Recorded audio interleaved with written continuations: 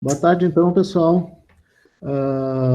Dando seguimento aos nossos webinários da Engenharia Cartográfica de Agrimensura, a engenheira civil Pauline Vieira dos Santos, ela vai falar um pouco de regularização de imóveis para nós, certo? E já deixo aqui o agradecimento em nome do curso da Engenharia Cartográfica de Agrimensura, a Pauline, pela participação. Boa tarde a todos. Agradeço também, então, pelo convite do professor Augusto e do professor Fábio para ministrar esse webinário para vocês.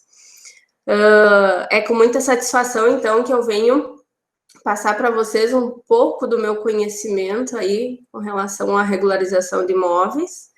A minha formação é em engenharia civil, e tenho pós-graduação em georreferenciamento de imóveis pela URI de Santo Ângelo, e atuo na área de cartório há 10 anos. Então, vou estar tentando passar para vocês um pouco do meu conhecimento, e ao final, então, fico à disposição dos questionamentos.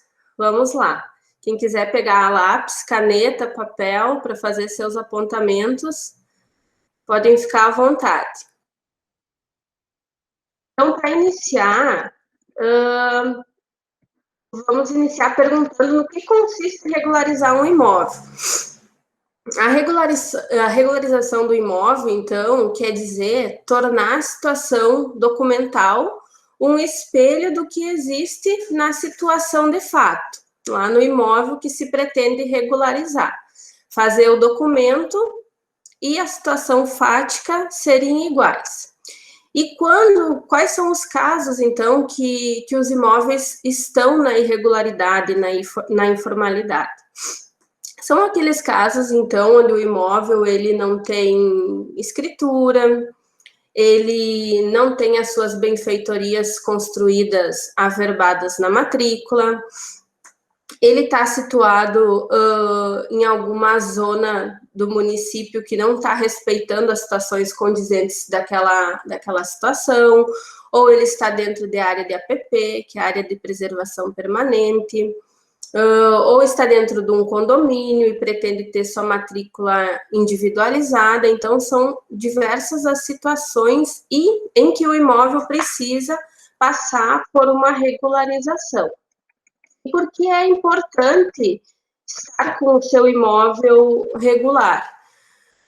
É muito importante estar com o seu imóvel irregular para quando precisar fazer alguma movimentação com ele. Seja a venda, quando for o caso, seja para dar ele em garantia, e o principal de todos, para estar dentro da legalidade.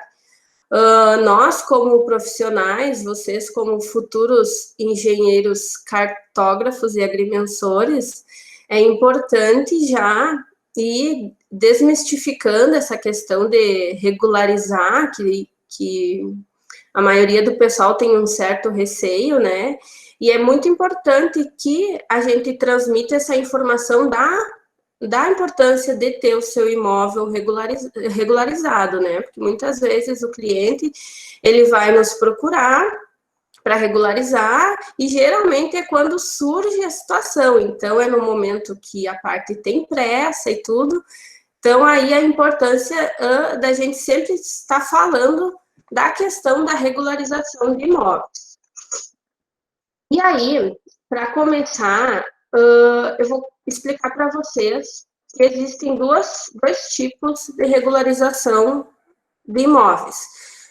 Para aqueles casos onde existe já uma situação de fato que pretende colocar essa situação dentro da regularidade, e também para aquelas situações de criação de novos lotes ou glebas. Então, eu vou dar os exemplos. Por exemplo, situação de regularizações em casos que já existe de fato aquela condição. Por exemplo, eu recebi um imóvel de herança, eu tinha mais 4 irmãos, né? Éramos entre 5.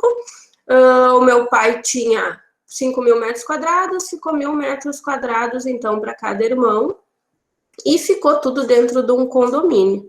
E aí eu estou pretendendo gerar uma matrícula nova para esse meu imóvel e sair do condomínio. Então, essa é uma situação que, de fato, existe 5 condôminos e um deles está querendo regularizar o seu imóvel, está querendo sair do condomínio. O outro exemplo, que é para a criação de novas situações, é quando, por exemplo, existe uma área que passou a pertencer ao perímetro urbano, antes ela não pertencia, e aí o proprietário está pretendendo comercializar lotes. Ele vai precisar passar por uma situação de um loteamento, por exemplo, para conseguir fazer essa comercialização. Então, essa é uma situação de regularização para a criação de novos lotes. E aí, nós, como profissionais, vocês como profissionais, o que é importante tá sabendo de antemão? Importante entender, então, as necessidades do cliente, entender o que ele está pretendendo, estar por dentro da legislação para poder dar a solução para o cliente e estar sabendo, então, o que aplicar em cada caso adverso que vão surgir aí, né? Existem casos, infelizmente, que não vai estar na nossa possibilidade de ajudar na regularização, que são casos que o proprietário vai ter que procurar meios judiciais, ou que nem eu dei o exemplo de situações de área em APP, que vai precisar da intervenção do poder público para realocar essas pessoas. Então, infelizmente, em alguns casos, se torna impossível o auxílio, mas dentro das possibilidades e dentro da legislação, então, a gente tem que estar entendendo quais são os diferentes tipos de procedimentos para estar orientando, então, os nossos clientes. E aí eu vou explicar para vocês a diferença entre matrícula e escritura, que muitas vezes os profissionais confundem. Então, a matrícula, ela vem a ser a certidão de nascimento do imóvel. É ali na matrícula que vai constar, então, todo o histórico desse imóvel. Vai constar desde que abriu a matrícula, por exemplo, uma área de 50 hectares, vai constar lá uma fração de terras, de campos e matos com área de 50 hectares, situado no lugar denominado tal, no município tal, com as seguintes confrontações. Aí vai constar as confrontações e mais abaixo vai constar o nome do proprietário ou dos proprietários, né, se for um condomínio. E a escritura, o que vem a ser? A escritura, ele é o título que vai servir de base para levar até o registro para ser registrado na matrícula. Existem vários tipos de escritura de compra e venda, escritura de doação, a escritura de desmembramento dos imóveis, e aí existem tantos outros, de pacto antinupcial, escrituras declaratórias diversas, e ela é um instrumento lavrado pelo tabelião que vai servir para constar a informação na matrícula.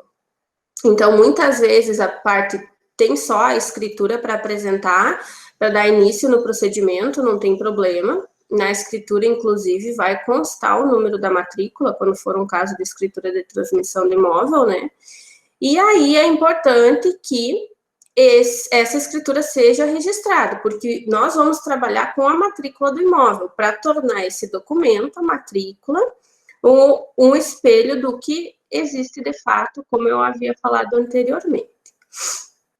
E agora eu vou passar a explanar para vocês os diferentes tipos de regularização de imóveis, iniciando, então, pelos loteamentos. Os loteamentos, então, eles são disciplinados pela Lei Federal 6766, de 79, e na legislação diz o seguinte: considera-se loteamento a subdivisão de gleba em lotes destinados à edificação, com abertura de novas vias de circulação, de logradouros públicos, ou prolongamento, modificações ou ampliações das vias existentes. Então, os loteamentos vão ser aqueles casos, como eu falei anteriormente, de um imóvel, por exemplo, que foi inserido há pouco tempo dentro do perímetro urbano, ou é imóvel já inserido há mais tempo, essa questão não é o caso, né? E aí é quando necessita toda a implantação da infraestrutura, abertura de ruas, implantação da rede de água, da rede de esgoto, da rede elétrica, abertura das quadras e a abertura dos lotes. E aí, para tudo isso, vai precisar um projeto com a parte ambiental, que esse projeto deverá ser aprovado pelo município para posteriormente ser levado até o registro de imóveis para estarem sendo abertos, então, esses novos lotes. E aí, existem, infelizmente, muitos casos de loteamento clandestino.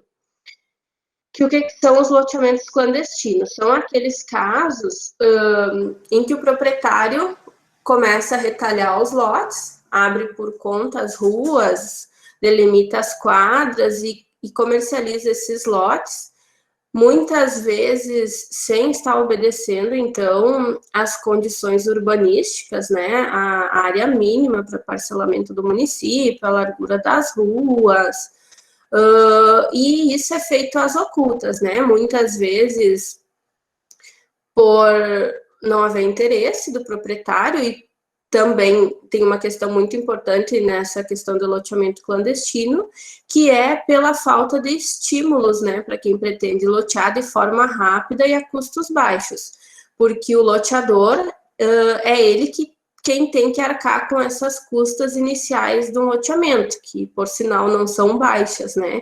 Então esse é um dos motivos que são criados esses loteamentos clandestinos, né? Outros casos, até o proprietário tem interesse de lotear, é juntada a documentação, é levada para aprovação no município, e às vezes tem esse procedimento indeferido, né? E aí, pela dificuldade, a parte resolve comercializar os lotes com um simples contrato de gaveta, e aí vão gerando esses loteamentos. O loteamento, ele se enquadra em crime, né? Então, se esse loteador for fiscalizado, receber uma denúncia, ele pode sofrer, então, um processo criminal. Na sequência, então, vamos falar sobre desmembramento, que acredito que seja o nome mais familiar para todos, e muito se fala em desmembrar. E o que é desmembrar, então? O desmembramento na área urbana, ele ocorre naqueles casos onde já existe, então, toda a infraestrutura básica, onde já existem ruas, já existem as quadras, já existe a rede de água, a rede de luz. Então, para esses casos de regularização, a denominação, então, é o desmembramento, né? Por exemplo, ali tem uma imagem no slide onde está mostrando a área de um proprietário, ou que seja um condomínio, né, onde eles estão gerando 2 novos lotes, né, mas já existia o arruamento e toda a questão urbanística finalizada, né. Com relação aos desmembramentos de imóveis rurais, esses ocorrem obedecendo, então, a fração mínima de parcelamento, que é estabelecida pelo INCRA para cada região, com exceção para aqueles casos de enquadramento na agricultura familiar, que a partir de... Deixa eu só ver aqui bem certinho o ano, foi a partir de 2014, através da Lei 13.001, que foi permitido, então, o desmembramento de áreas abaixo da fração mínima de parcelamento para aqueles casos que se enquadrem como agricultura familiar. A fração mínima de parcelamento, por exemplo, aqui no meu município, que é Caibaté, ela é 4 hectares, então existem muitas áreas no município de pequenos agricultores, né, que estão abaixo da fração mínima de parcelamento, e essa Lei 13.001, ela veio auxiliar nesse sentido, dando a possibilidade desses proprietários terem seus imóveis, poderem ter esses imóveis fora do condomínio, né. Esse seria uma impossibilidade para casos de regularizações, que é quando o proprietário está com a área abaixo da fração mínima de parcelamento do seu município e não se enquadra na agricultura familiar, então esse imóvel, infelizmente, vai ter que permanecer dentro do condomínio com os demais proprietários. E aí, o que depende, então, para conseguir essa comprovação da condição de agricultor familiar? A comprovação ela é obtida através do enquadramento na declaração de aptidão ao PRONAF, que é a chamada DAP. Essa DAP, ela pode ser encaminhada em algum sindicato ou algum escritório que presta esse tipo de serviço. Ele vai ser solicitado apresentando a documentação junto ao site do Ministério do Desenvolvimento Agrário. E aí, tendo a aprovação, será emitido um extrato de DAP. E é esse documento, então, que a parte vai apresentar para poder comprovar esse enquadramento na agricultura familiar. Com relação ao desdobro ou fracionamento, que são duas palavras, mas elas têm o mesmo significado, são aqueles casos de desmembramento, né? Ele está dentro do desmembramento, mas para, vamos supor assim, redesmembrar, entende? Desdobrar a área, desculpe. Ali tem um exemplo, então, de uma área, por exemplo, que já tinha sido desmembrada, uma área de 6.000 metros quadrados, sofreu posteriormente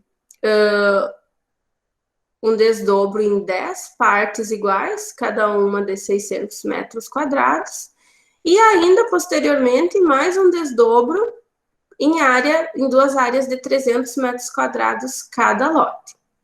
E o conceito, então, é que é a divisão do lote para a formação de novos lotes.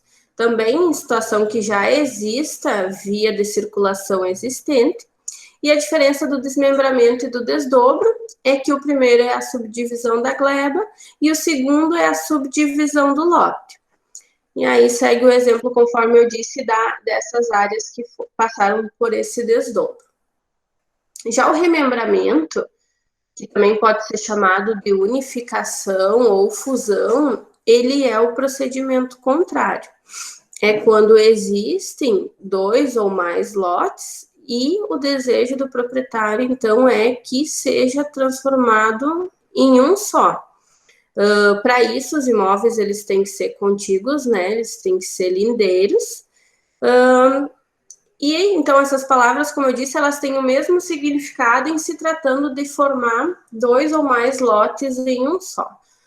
E isso também quando for um só proprietário, porque não seria adequada a situação de unificação e já momentaneamente está gerando um condomínio, né? Por exemplo, se existem 3 lotes de proprietários diferentes, não haveria possibilidade de unificação, porque estaria gerando um condomínio, né? E justamente o intuito de regularizar é tirar as áreas do condomínio, né? Fazer com que cada proprietário possa ter a sua matrícula individualizada.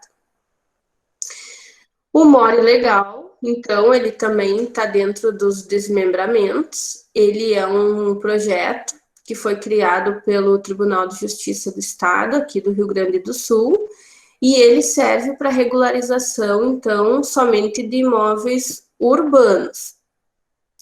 Ele pretende solucionar problema social, mitigando o número de propriedades informais, atribuindo um título dominial ao possuidor do terreno que se encontra em situação consolidada. É isso que diz no provimento. E o que seria, então, essa situação consolidada?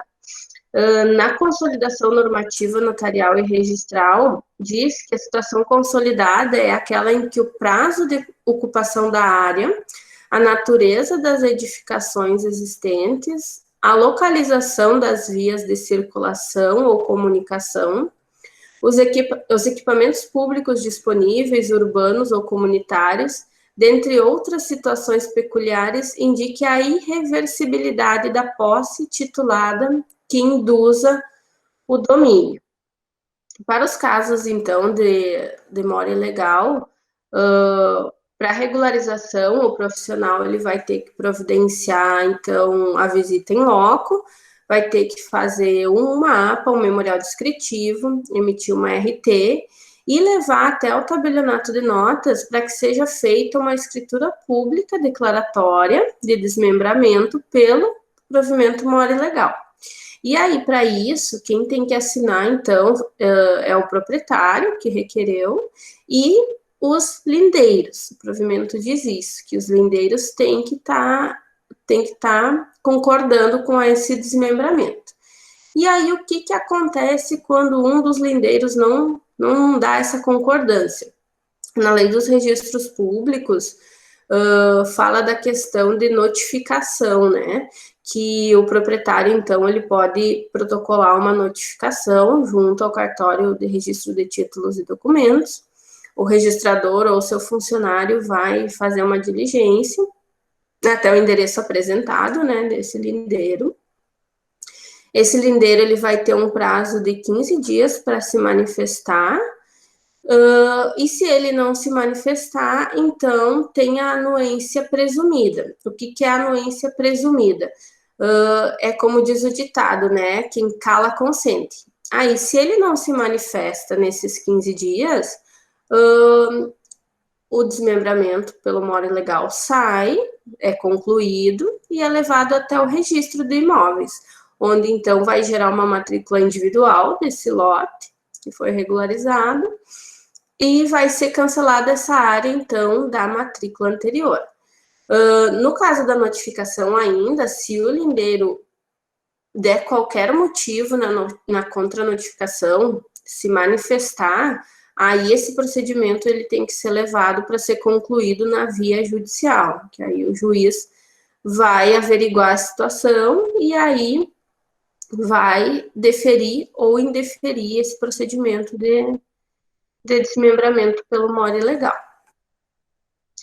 Então, o mora ilegal é para imóveis urbanos e o Tribunal de Justiça ele também criou uma forma de regularização para imóveis rurais, que é o gleba legal. O gleba legal, então, da mesma forma, são para situações de condomínio, né, onde o proprietário quer gerar uma matrícula individualizada do seu imóvel. Ele tem que obedecer às questões de fração mínima de parcelamento, como eu disse anteriormente, ou então se enquadrar na condição de agricultura familiar, e ali reforça, então, é só para casos de imóvel rural. Da mesma forma, ele vai precisar da anuência dos confrontantes, da parcela que pretende ser desmembrada, e a questão da notificação, ela funciona, então, da mesma forma. Na sequência, então, agora eu vou expor para vocês sobre as retificações. Na lei dos registros públicos, então, fala que as retificações são para corrigir alguma omissão que tenha ocorrido na matrícula, né? Alguma incorreção de algum número, alguma medida perimetral, alguma área, algum número de documento, algum nome de proprietário, de confrontante. E o que se trabalha muito na parte de regularização são com relação às retificações de área. Por quê? Em todos esses casos descritos acima, quando o profissional ele vai em loco fazer a verificação do imóvel, é muito possível que tenham divergências na área desse imóvel, às vezes mínimas, mas pode ocorrer. Nos casos que a retificação ela é para acréscimo de área, aí que o profissional tem que tomar cuidado, porque infelizmente existem muitos casos de acréscimos de áreas que o proprietário está agindo de má fé, seja para tentar regularizar uma situação de posse, que aí a forma correta seria usucapião, seja para regularizar uma transmissão, que ele não fez escritura e está querendo incluir essa área através de uma retificação, e qualquer outro tipo de ação de má fé, né? E para isso os oficiais eles têm uma cautela muito grande quando é apresentado um título que tem uma retificação de área.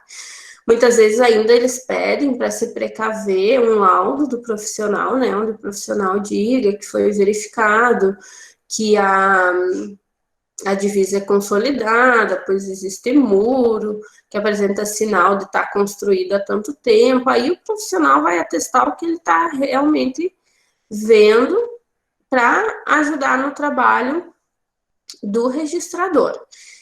E aí, não existe uma regra de até quanto se pode ser acrescentado numa área, num lote ou numa gleba. Tem registradores que aceitam até um limite de 5%, outros registradores de municípios que têm extensão maior de área aceitam até 20%, 30%. Então, não tem uma regra, isso não consta em nenhuma legislação, vai do entendimento do registrador, né? E nós, profissionais, então, temos que ajudar a cuidar essa questão e saber colocar para o cliente se enquadra ou não na questão de retificação ou teria que ser por algum outro meio de regularização. Com relação à extinção de condomínio, como vocês podem ver aqui, essas regularizações são muito semelhantes, os tipos. O intuito da maioria é tirar o imóvel do condomínio. Existem na matrícula vários proprietários, né, formando assim um condomínio, e esse interessado procura o profissional para individualizar o seu imóvel, localizar ele e tirar do condomínio, gerando uma matrícula individualizada. A extinção de condomínio são para aqueles casos onde todos os condôminos, ou seja, todos os proprietários que constam naquela matrícula, desejam tirar o seu imóvel do condomínio, desejam abrir uma matrícula individualizada. Para isso, então, o profissional que for contratado para fazer esse serviço, ele vai fazer um mapa e um memorial descritivo para cada parcela. Provavelmente o registrador vai solicitar que seja feita uma escritura declaratória de extinção de condomínio, vai ser feita a escritura declaratória. Diferente do gleba legal, se não há retificação de área, a extinção de condomínio, ela é formalizada só com a assinatura dos condôminos, não precisando fazer presente os lindeiros. Porque tem a diferença entre condômino e lindeiro. Condômino, como eu disse, é aqueles que estão na mesma matrícula, formando um condomínio, e o lindeiro, às vezes, pode ser de outra matrícula. Então, existe lindeiro que é condômino e existe aqueles lindeiros que não são condôminos, né? São apenas lindeiros. Então, é isso que difere a extinção de condomínio. E aí, o gleba legal, ele veio, por um lado, facilitando para o proprietário que pretende regularizar o seu imóvel, pelo fato de não precisar envolver os demais condôminos, né? Só os lindeiros. Ainda existe também a possibilidade da extinção parcial de condomínio, que ela é utilizada naqueles casos onde o proprietário quer individualizar sua área, só que pelo gleba legal, por haver algum empecilho de juntar os lindeiros, às vezes são muitos também, né? Ele resolve fazer por extinção parcial de condomínio. A diferença que tem da extinção parcial de condomínio para o gleba legal é que as áreas que são extintas parcialmente do condomínio, é obrigatório que seja atualizada a área remanescente do imóvel. Então, essa pessoa que está contratando o serviço, ela tem que estar ciente que vai ter que contratar o serviço para medição total da área, inclusive dos condôminos, não somente da área que pretende ser individualizada. Acontece muitas vezes porque tem matrículas que têm menos condôminos do que lindeiros. E aí a facilidade, porque na extinção de condomínio, então, quando não tem retificação de área, não precisa da assinatura de todos os confrontantes, e sim só dos condôminos, né? Outro tipo de regularização, então, é por forma de uso capião. O que é uso capião? O uso capião, então, é a forma de regularizar aqueles imóveis que não têm matrícula, que só tem a posse, né? O conceito do uso capião, então, ele é o modo de aquisição da propriedade de bens móveis ou imóveis pelo exercício da posse nos prazos previamente estabelecidos em lei. A usucapião, ela surgiu do direito romano, então, com o objetivo de regularizar a situação daqueles que, por irregularidades no momento da aquisição de bens, desejavam consolidar a nova situação patrimonial de acordo com as normas vigentes. E aí, a partir de 2015, com a vigência do novo CPC, novo Código de Processo Civil, veio a possibilidade de ser feita a regularização de uso capião por meio extrajudicial, que até então, até 2015, só tinha possibilidade de ser feito pela via judicial. Na via judicial, então, o advogado ele vai fazer a petição, direcionar ao juiz, né, com todas as provas, o juiz vai chamar as testemunhas na audiência para poder estar emitindo esse mandato de registro, e aí vai até o registrador e faz esse registro, gerando uma matrícula nova, quando for o caso, ou averbando naqueles casos que já existe matrícula para esse imóvel, né? No meio extrajudicial é diferente, o advogado ele vai protocolar o pedido diretamente para o registrador de imóveis. E aí, junto com esse pedido, ele tem que, além de todas as provas, também ele vai ter que apresentar uma ata notarial.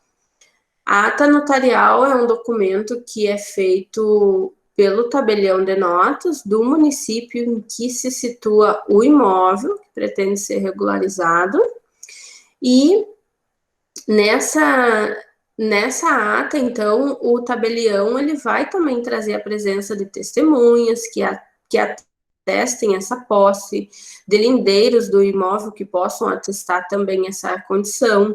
Ele vai fazer diligência no local para averiguar a situação e a ocupação do imóvel, e tudo ele vai atestar na ata notarial, que aí depois o registrador vai fazer essa análise para deferir ou indeferir esse pedido, né? E aí também existem muitos casos onde os proprietários querem burlar a legislação, né? Tentando regularizar por uso capião alguma situação que pode ser regularizada por outro meio. Um exemplo é alguém que adquiriu uma área e ficou com a posse dessa área há muito tempo e nunca fez escritura. Não tinha condições de pagar a escritura, pagar o ITBI, que é o imposto de transmissão, que é recolhido quando há transmissão, né? E aí, por isso, o registrador ele tem muita cautela também com relação à apresentação de casos de uso capião, porque ele entra junto na fiscalização tributária, né? O registrador. E num caso que tem como fazer a regularização por compra e venda, ou que seja através do inventário, tem que ser feita pela forma que é correta, né? Atualmente, então, a usucapião ela é vista como uma homenagem à posse e não a um ataque à propriedade, né? Em detrimento daquele que, tendo o domínio, abandona seu imóvel, deixando que o outro ocupe e lhe confira a função social e econômica mais relevante para esse imóvel, né? Com relação à regularização fundiária, então, a regularização fundiária é o processo de intervenção pública sobre os aspectos jurídicos, físico e social, que objetiva a permanência das populações moradoras de áreas urbanas ocupadas em desconformidade com a lei para fins de habitação, implicando acessoriamente melhorias no meio urbano, melhorias no ambiente urbano de assentamento, no resgate da cidadania e da qualidade de vida da população beneficiária. Então, a regularização fundiária, ela era prevista pela legislação de 2009 e em 2017 ela teve a criação de uma nova lei, dando uma nova nomenclatura para essa regularização fundiária, que foi denominada REURB, que consiste, então, no conjunto de medidas jurídicas urbanísticas, ambientais e sociais que visam a regularização de núcleos urbanos informais. Então, como eu disse, a REURB, ela não foi criada agora, ela já existia e agora ela só passou a ter uma nova nomenclatura. A REURB, então, ela é composta por duas modalidades, a de interesse social, que é chamada de REURB-S, e a de interesse específico, que é chamada de REURB-E.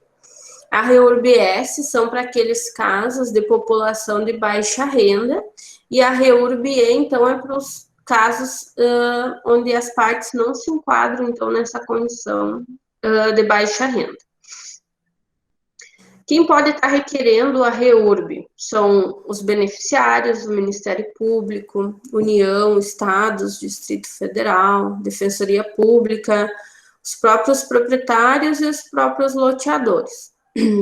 Os beneficiários, eles podem requerer tanto individual como coletivamente, então, por meio de associações de moradores, de fundações que tenham essa finalidade, né?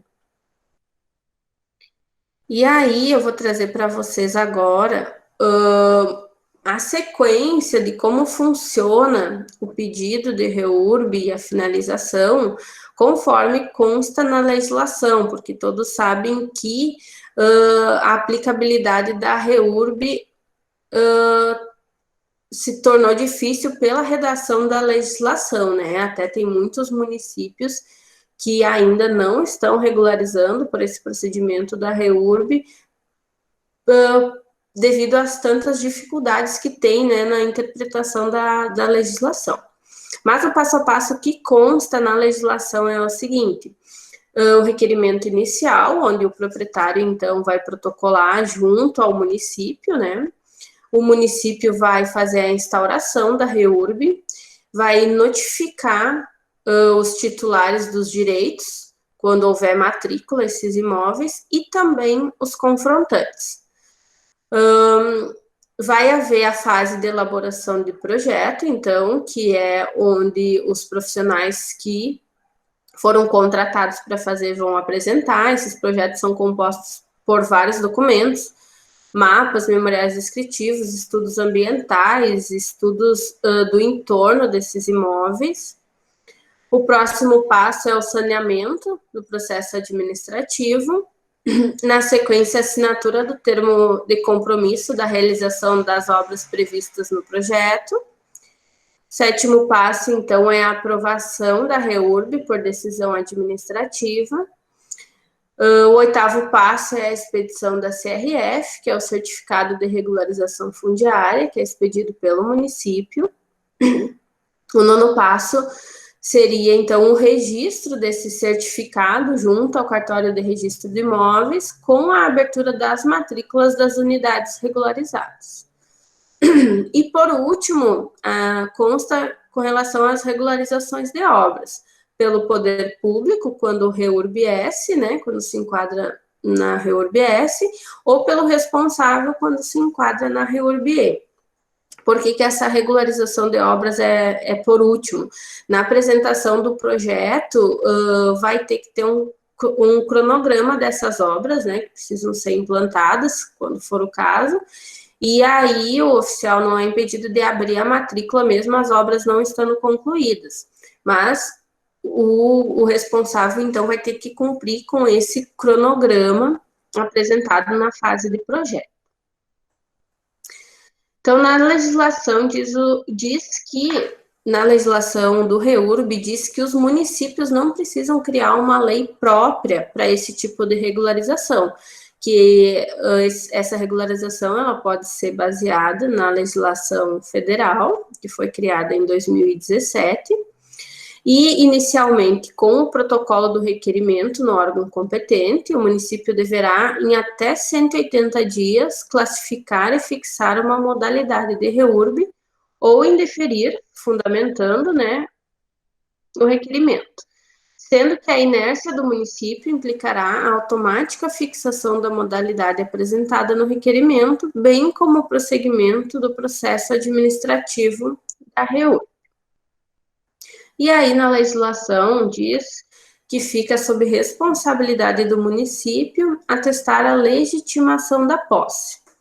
Ato, então, que o poder público vai conferir o título, por meio do qual fica reconhecida a posse do imóvel objeto da REURB, com a identificação dos seus ocupantes, o tempo da ocupação, a natureza da posse, a qual é conversível, então, em direito real de propriedade. O município ele vai fazer, vai atestar essas condições de posse, vai emitir a CRF vai ir para o cartório de registro de imóveis, e na legislação diz o seguinte, que após 5 anos registrado o título de posse, fica convertido automaticamente em título de propriedade. Esse procedimento de transferir de registro do título de posse para título de propriedade, então, seria de responsabilidade dos registradores. Após decorrer esse tempo, então, o imóvel estaria no nome das partes, né?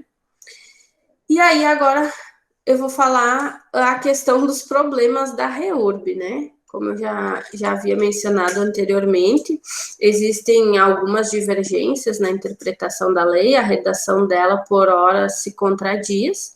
Então, existe uma dificuldade na interpretação dela, existe uma maior responsabilidade ao município, sendo que para aqueles casos de REURB-S, onde precisa a implantação da infraestrutura, é de responsabilidade do município, por isso, muitas vezes, a falta de interesse do município em fazer essas regularizações, né, pela grande responsabilidade que eles têm. A deficiência técnica, então, na legislação, que diga exatamente como que deve ser o procedimento, e por haver essa dificuldade técnica, então, a dificuldade na aplicabilidade, e ainda a inconstitucionalidade que existe nela, que confronta, então, com a Constituição em alguns pontos, né? Inclusive, há bastante confronto com a usucapião, a questão do REURB, porque, por exemplo, se o município emite o título da posse para um posseiro, que ele está ocupando esse imóvel há 6 meses, por exemplo. Aí, esse título da posse vai ir para o registro de imóveis, no que decorre 5 anos, ele recebe o título de propriedade. Tá bem que existe a forma de usucapião, que ela pode acontecer com 5 anos de posse. Só que, para isso, ela tem que obedecer metragens mínimas, o posseiro ele não pode ter outros imóveis. Então, aí tem confronto entre a REURB e a usucapião. E também existem vários outros pontos que tem essa confrontação, porque pensa bem, por outro lado, se algum posseiro ele já tem o seu imóvel, por exemplo, ele já possui esse imóvel há 20 anos, então não teria o porquê ele tentar regularizar pela REURB e ainda ter que esperar mais 5 anos para ter o seu título de propriedade. Sendo que com os 20 anos, se ele conseguir comprovar, e por meio da usucapião extrajudicial, que hoje se torna um processo bem mais rápido, né, do que o judicial, ele consegue o título de propriedade muito antes, né. Então, essas divergências que existem aí com relação à REURB. E aí, falando sobre todos os tipos de regularização já citados, todos os procedimentos que vão precisar de levantamento topográfico, eles podem ser feitos da forma georreferenciada, né? E o que é georreferenciar? É atribuir coordenadas geodésicas ou geográficas a um ou mais pontos da superfície terrestre. E aí existem diversos métodos e meios de georreferenciar um ponto, né? O que difere, então, são as exigências da qualidade dos resultados e precisão.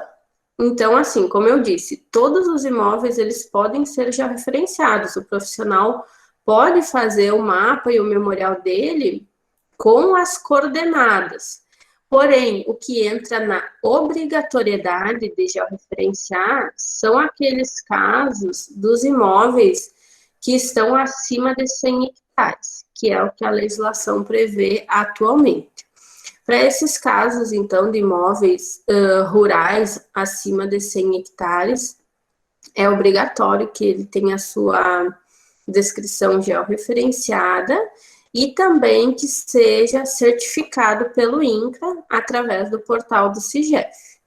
No ano de 2023, essa obrigatoriedade vai passar para os imóveis acima de 25 hectares, e no ano de 2025, essa obrigatoriedade, então, vai abranger todos os imóveis. Para casos também de uso capião de imóvel rural, aí, independente da área, também é obrigatório o georreferenciamento e a certificação desse imóvel. E aí eu coloquei aqui o que é importante o profissional está sabendo quando vai iniciar um serviço. Em primeiro lugar, como eu já havia mencionado, entender o que o proprietário pretende e saber enquadrar em quais das possíveis situações de regularização ele vai se enquadrar, né?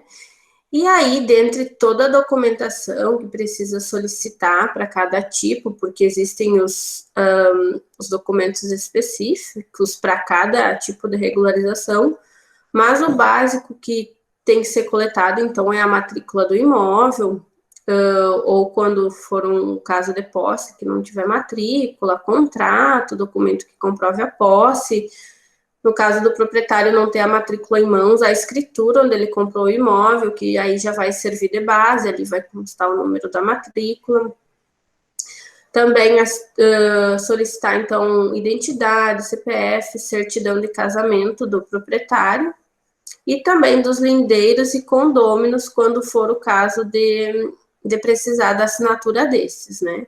Esse, então, são os documentos básicos que o profissional deve coletar no início do serviço. E aí, claro, coletar as informações, verificar o imóvel em loco antes de fazer o levantamento topográfico, né? E aí, eu não coloquei até para vocês, assim, ó, o que exatamente precisa em cada tipo de procedimento, porque, infelizmente, não existe uma padronização.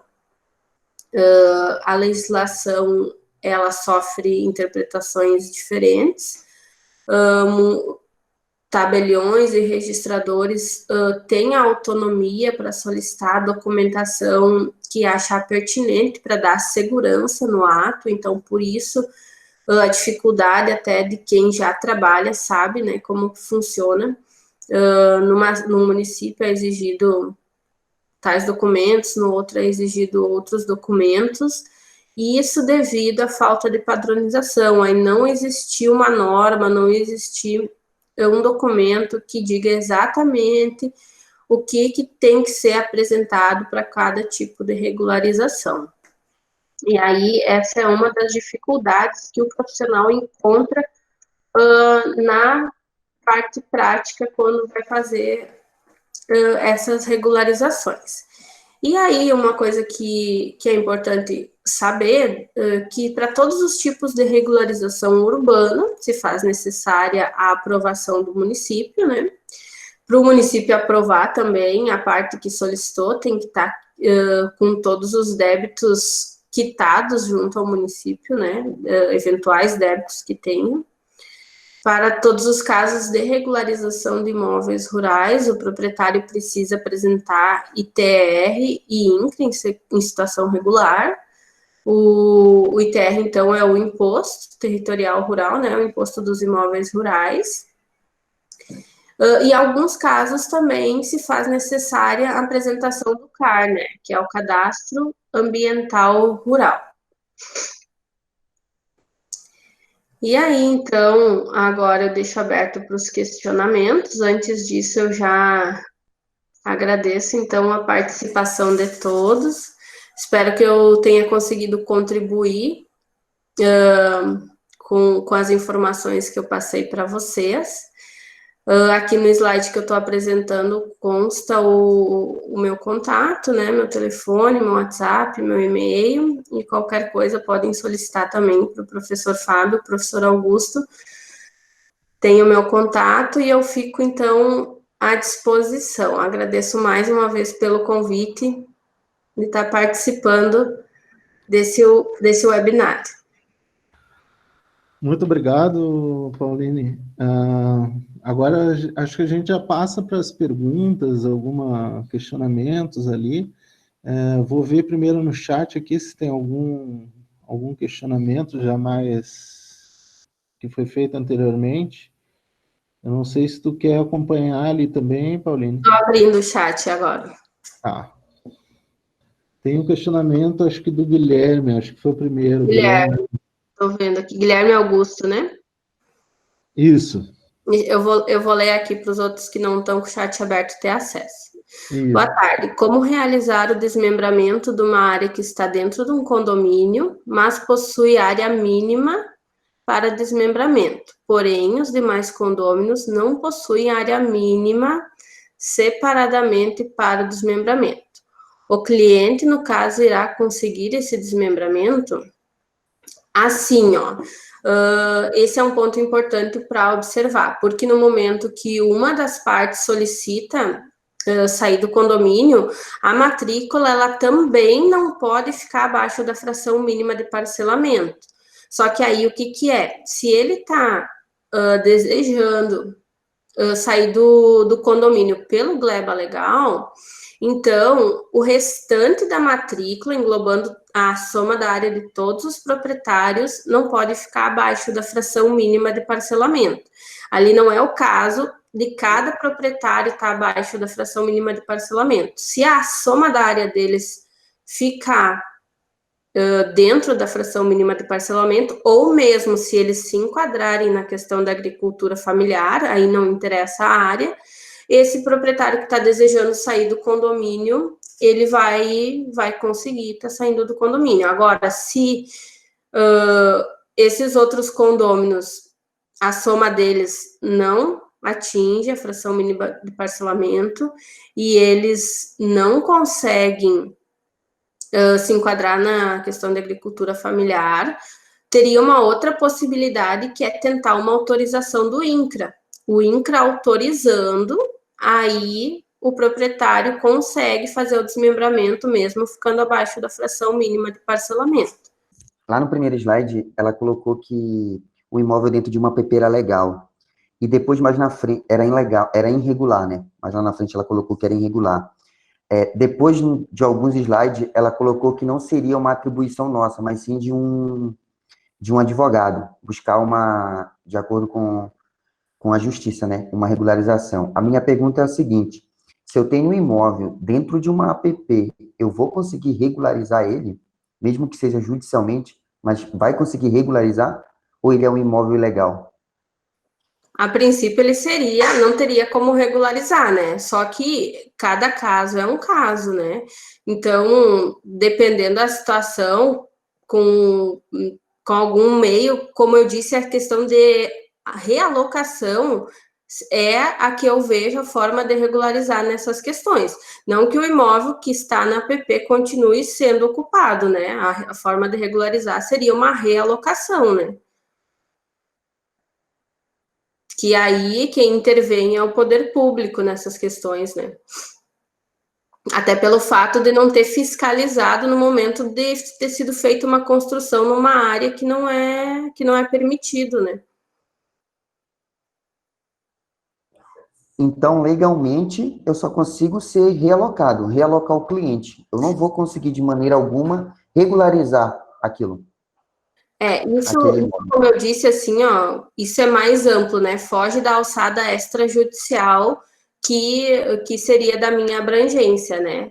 Mas eu, pelo meu entendimento, vejo que as áreas de APP, elas não podem ter essa ocupação, né, para moradia. Ali o Elias também perguntou, então, se o cliente tem uma parcela que depois de desmembrado atenderá a área mínima de acordo com o plano diretor, ele poderá sim fazer o desmembramento. Sim, se atender, aí é um proprietário, né? Se atende às questões, tá dentro da fração mínima, né?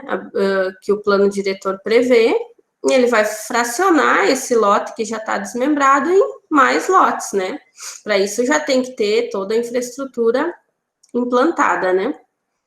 Ele está perguntando se no REURB é obrigatório o georreferenciamento. A princípio, até onde eu sei, não.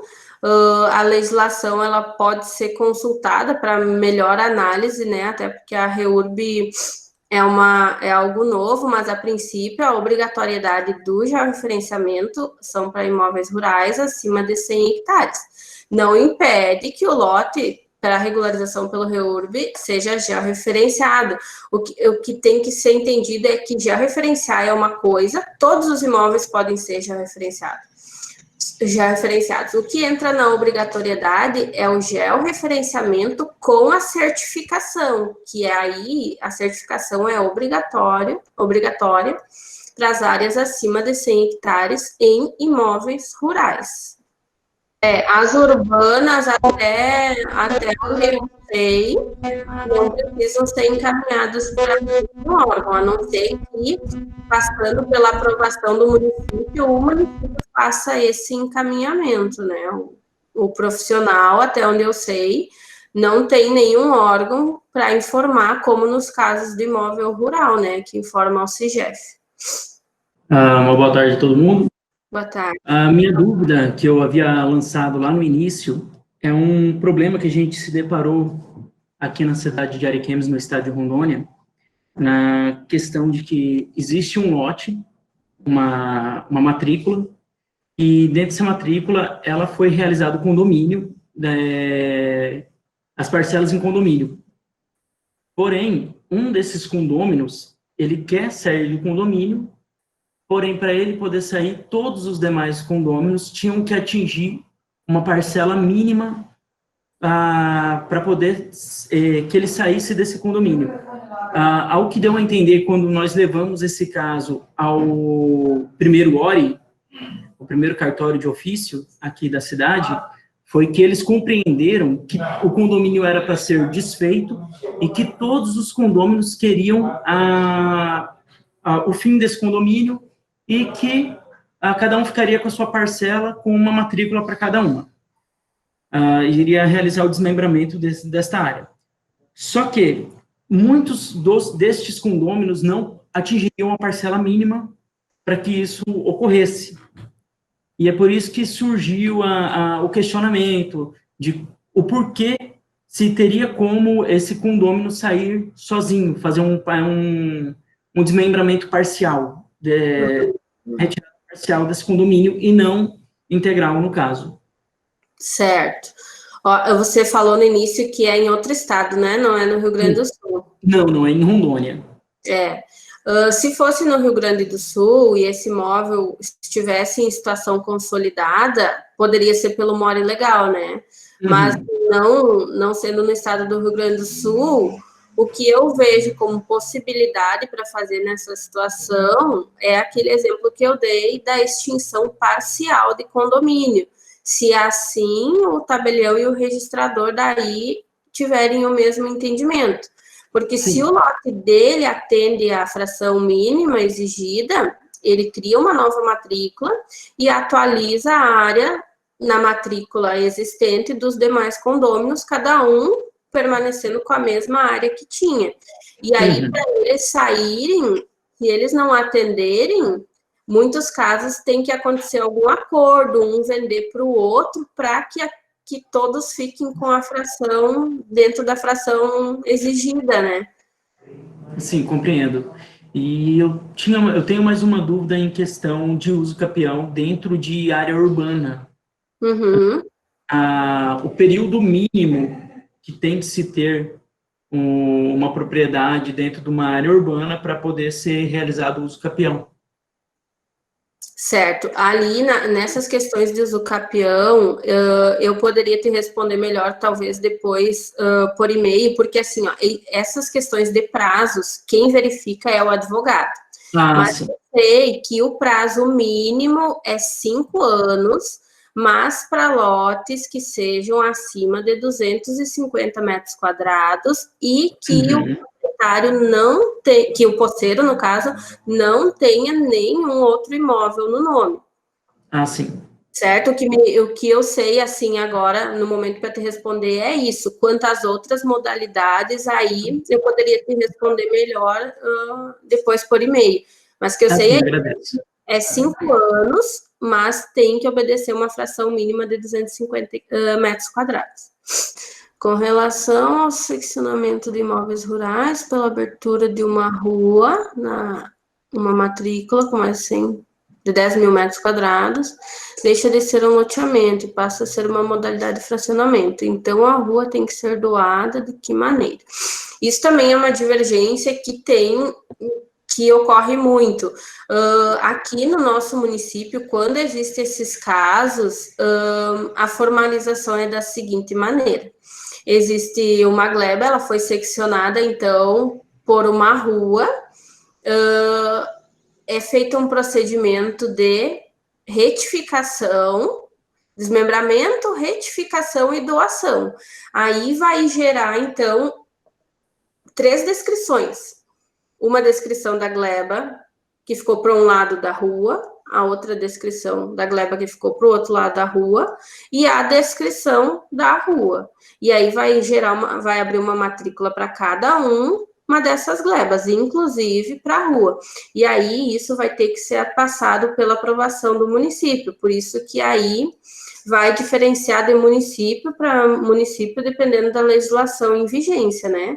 Mas aqui se faz dessa maneira, se faz a doação, sim, Giba. Ali o Giba perguntou se teria como especializar, se teria como você se especializar melhor na questão do REURB, seria isso?